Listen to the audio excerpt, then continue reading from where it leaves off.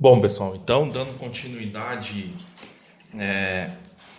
no desenvolvimento da ideia do método dos mínimos quadrados, né, fazendo ele bem com calma e passo a passo, nós paramos no ponto em que foram adicionados, então, os resíduos, né,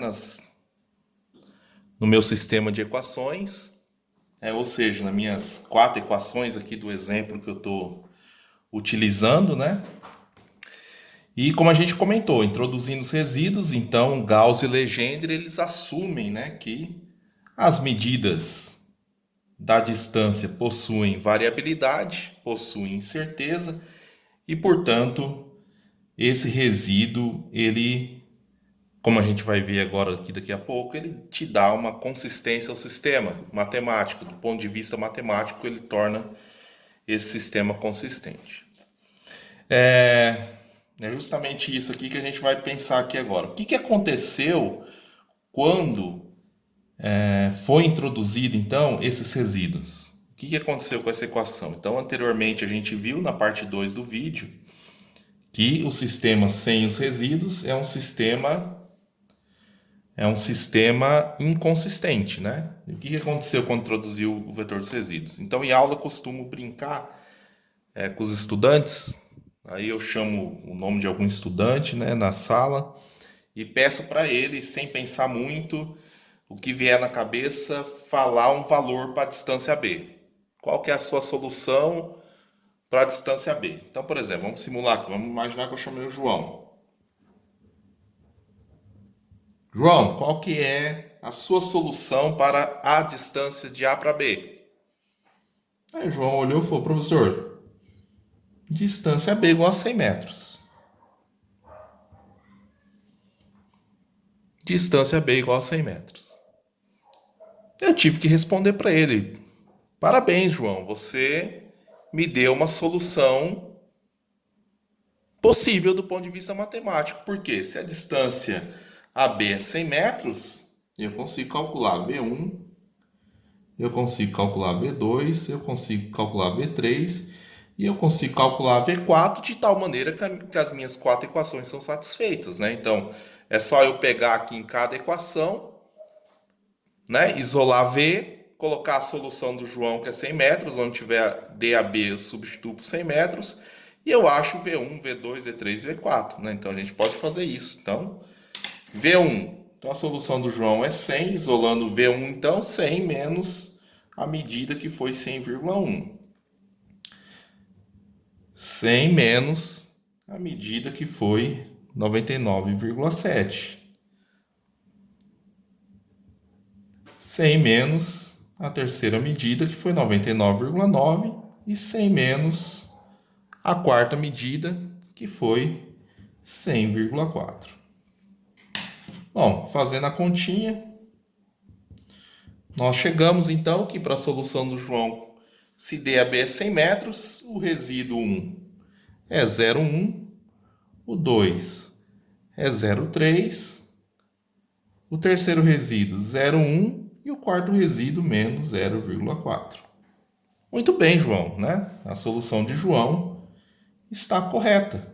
Então, se eu vier aqui nas minhas equações e substituir 100 é igual a 100,1 metros mais menos 0,1, vai ficar 100 igual a 100. 100 igual a 99,7 metros mais 0,3 vai ficar 100 igual a 100 igual a 100. Isso para as duas últimas, mesma ideia. Então, essa solução aqui, do ponto de vista matemático, não tem nenhum problema com ela, certo? Aí a gente pode até brincar aqui. Chamei uma estudante, Maria. Né? A Maria quis bagunçar aqui, quis tumultuar um pouquinho, né? E falou um valor bem distante do valor ali das minhas medidas. Distância B igual a 110 metros, professor. Falei, bom, Maria, tá correto. Sem problema nenhum. Do ponto de vista matemático, sua solução está correta. Por quê? Se sua distância AB é 110, isolando os V's, eu também chego em valores para V1 V2, V3 e V4 que satisfaz as equações, né? Então, mesma ideia, né? Vamos com calma. Então, 110 a solução de Maria, menos a medida 100,1. 110 a solução da Maria, menos 99,7. 110 menos 99,9 e 110 menos 100,4. Então, a gente chega aqui, valores grandes, né? Aqui 9,9, aqui 10,3, 10,1 e aqui 9,6. Então, se eu vier aqui e substituir então a solução de Maria, onde tem DAB, eu colocar 110, vai ficar 110 igual a 100,1 mais 9,9, vai dar 110 igual a 110. E nas demais, se eu substituir também, a igualdade vai ser satisfeita. Então, 110 igual a 110. Então, a solução de Maria e João está correta do ponto de vista matemático e da Maria também está correta, né? Então, eu fiz essa brincadeira aqui mostrando uma solução da Maria, assim, que a princípio, né, a pessoa joga, mostrando que pode jogar qualquer valor para DAB que você vai ter uma solução do seu sistema agora que temos introduzido V1, V2, V3 e V4, né? Então, ou seja, a grande sacada, ou a primeira grande sacada de Gauss e Legendre foi entender a natureza das medidas e assume que ela possui variabilidade e introduz o vetor dos resíduos.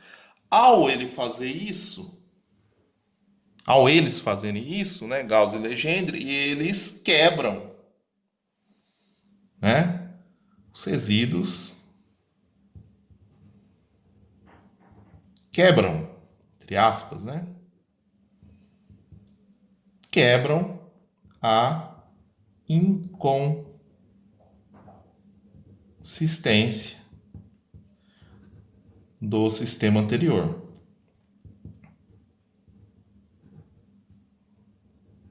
Certo? Então, os resíduos, com a introdução dos resíduos, né?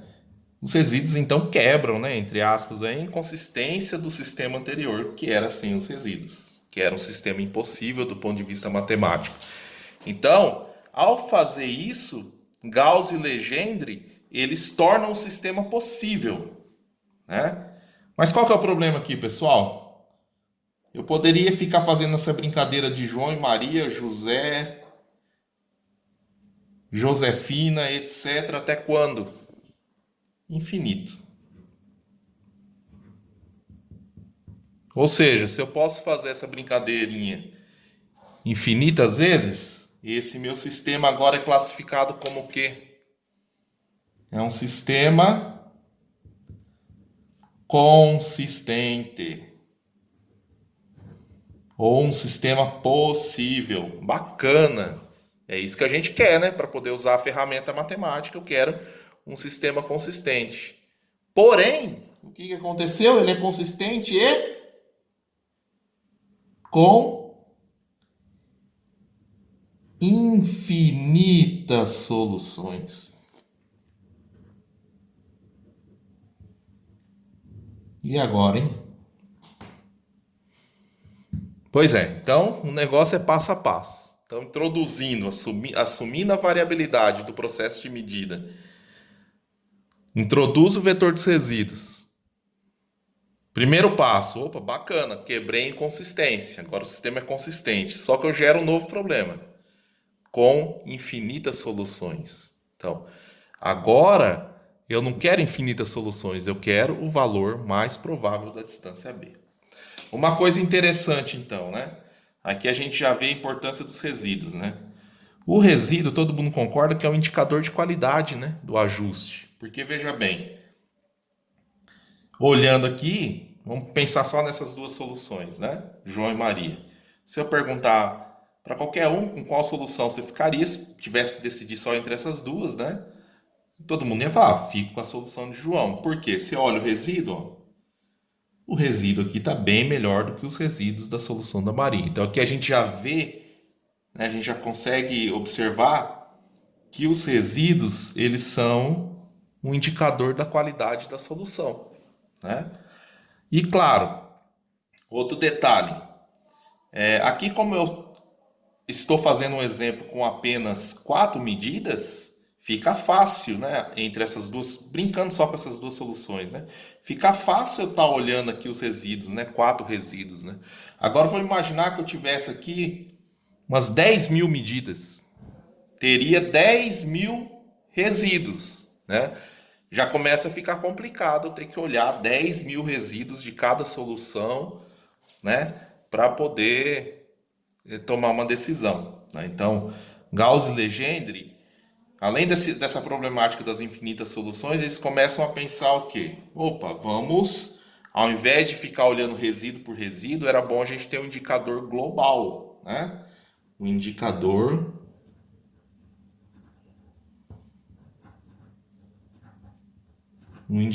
global de cada da solução, né? Então, com base em quem? Com base nos resíduos, certo? Então, ao invés de ficar olhando resíduo por resíduo, ele pensou, bom, eles pensaram, né? Vamos pegar então e tirar um indicador global de cada solução, né? Então, naturalmente, vocês pensam o quê, né? Vamos pensar o quê? Na soma? Somatório dos resíduos? Pode ser, né? Um indicador.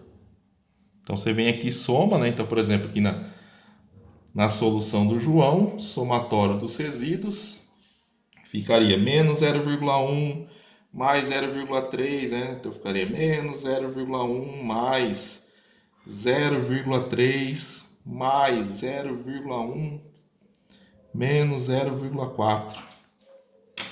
Olha aqui, o que daria isso? Menos 0,1. Aqui cancela e aqui resulta, né?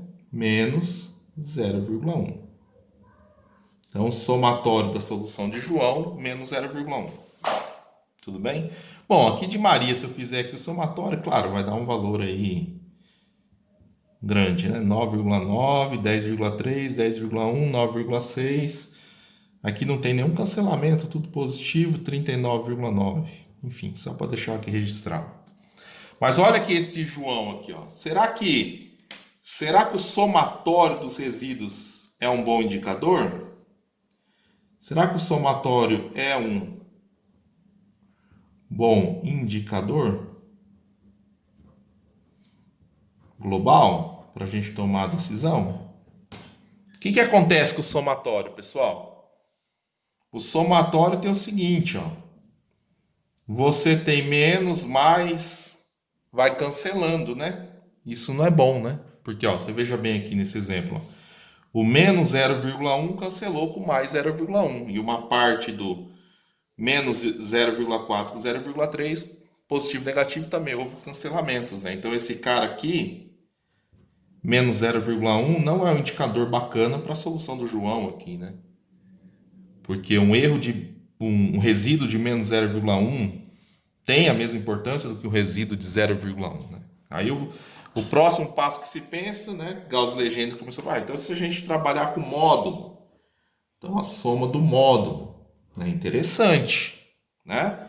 Então aqui no caso daria, então em módulo fica tudo positivo, 0,1 mais 0,3 mais 0,1 mais 0,4, né? 3, 4, 5, 0,9, o módulo, né? Aí fica um indicador mais bacana, porque não tem a questão do cancelamento, não tem a questão do cancelamento de positivo com negativo, né? Tudo bem, mas mesmo assim, tendo essa questão do módulo, ele é um indicador bacana, ok? Olhando ele individualmente, ele é um indicador bacana, mas ainda temos o problema do que? Das infinitas soluções. Então, teoricamente, eu teria que ficar nessa brincadeira aqui no infinito e ficar achando os resíduos de cada solução e achando a soma do módulo dos resíduos de cada solução e comparando uma solução com outra e descartando até achar a melhor. Não, o que não é prático, né? Que não é prático, então você não escapa ainda das infinitas soluções. Gauss e Legendre pensaram o seguinte: será que não tem um outro indicador global que me conduza a uma solução analítica? Ou seja, uma solução analítica que me dê uma equação que eu já vou lá e pego a melhor solução, o valor mais provável de D a B. Então, eles deduziram que sim, um indicador bacana seria o somatório do quadrado dos resíduos. Notem que o somatório do quadrado dos resíduos eu tiro tudo que eu elevo ao quadrado, então tiro a questão do negativo, que é interessante, e a gente vai ver na continuação, na parte 4, que é mais interessante ainda, porque me conduz a uma solução analítica, do qual não preciso fazer as infinitas soluções. Ok?